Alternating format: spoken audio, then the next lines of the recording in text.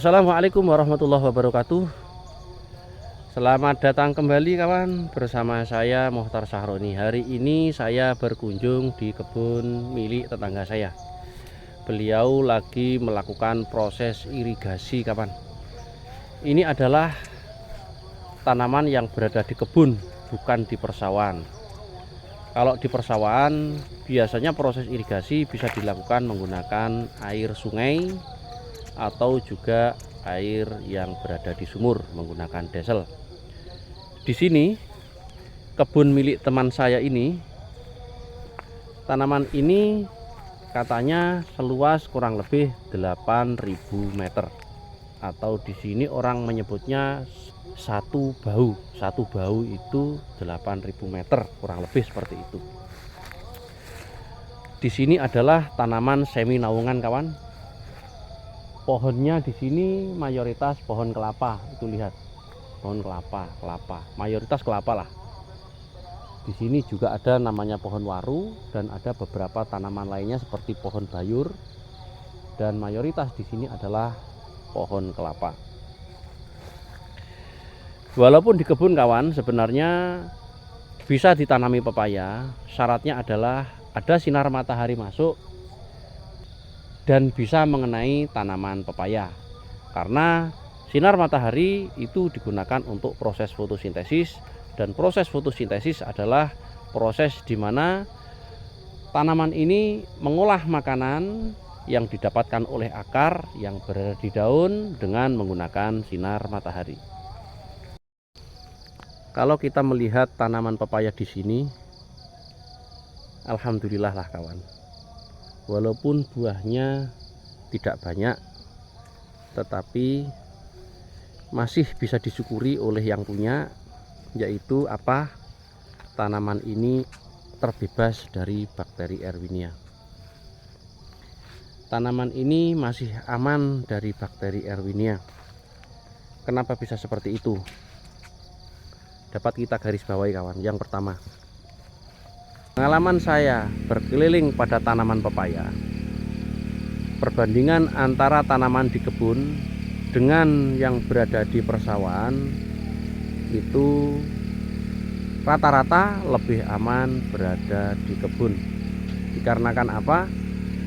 Tanah kebun ini adalah tanah perawan, tanah yang tidak pernah ditanami apapun, baik lombok, terong, jagung, dan lain-lain tidak pernah ditanami. Karena di kebun habitat aslinya adalah pohon-pohon besar seperti kelapa, seperti waru, itu ada bayur, dan ini ada pohon-pohon yang lainnya. Dan di bawahnya di sini rata-rata tidak pernah ditanami apapun. Oleh karena itu tanah di sini, tanah di kebun itu cenderung lebih aman dari bakteri, dan patogen tanah tidak banyak berada di tanah yang seperti ini. Beda halnya dengan yang di sawah. Karena di sawah itu terus-menerus ditanami, maka di sawah itu sangat rentan dengan patogen yang sangat banyak. Contohnya, apabila kita menanam lombok dan lombok kita terkena antraknos atau bakteri Kolitotrichum, maka tanaman berikutnya, seumpama kita menanam pepaya, maka secara otomatis pepaya juga akan tertular oleh bakteri Kolitotrichum yang berasal dari lombok. Terus tanaman yang berada di kebun itu ada kekurangannya kawan. Rata-rata kalau saya survei ya di mana-mana, rata-rata tidak bisa melakukan proses irigasi. Dikarenakan apa? Di kebun tidak ada sungai.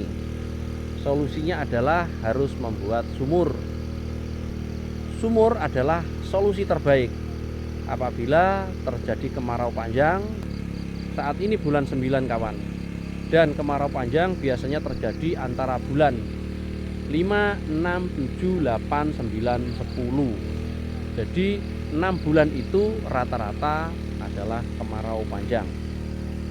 Nah, apabila kita menanam di kebun, maka alangkah lebih baiknya kita harus membuat sumur untuk proses irigasi.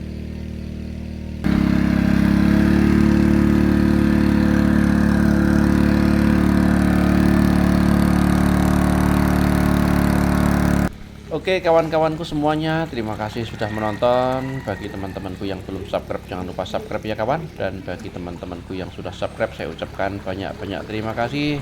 Semoga video saya bermanfaat. Dari saya pribadi minta maaf yang sebesar-besarnya. Assalamualaikum warahmatullahi wabarakatuh.